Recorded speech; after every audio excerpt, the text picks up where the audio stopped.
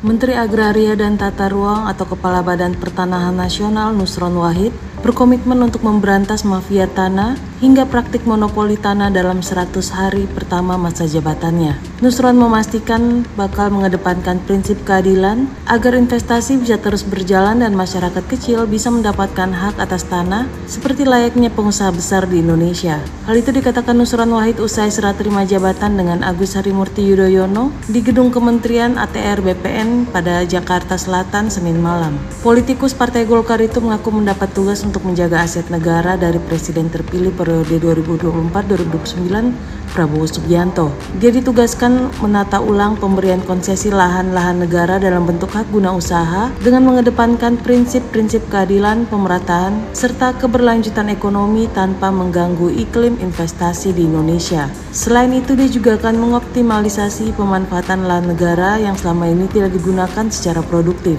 Nusron menyatakan lahan-lahan yang tidak terpakai harus segera dimanfaatkan untuk berbagai kebutuhan seperti perumahan, perkebunan, maupun pertanian. Ulang model pemberian konsesi lahan-lahan pemerintah dalam bentuk hak guna usaha dengan mengedepankan prinsip-prinsip keadilan, prinsip-prinsip pemerataan, dan yang ketiga adalah prinsip-prinsip keberlanjutan ekonomi.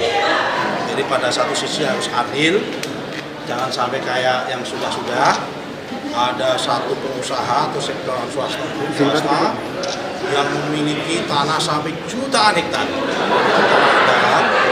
tapi pada sisi yang lain ada yang kesulitan mencari akses tanah, ya.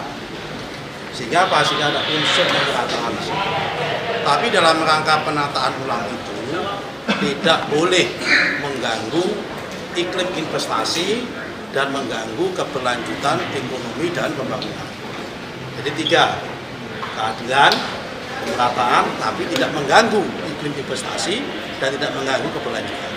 Oke? Nomor 2, program nomor 2 yang kita lakukan adalah pemanfaatan lahan-lahan pemerintah atau punya negara yang liar supaya lebih bermanfaat, lebih produktif.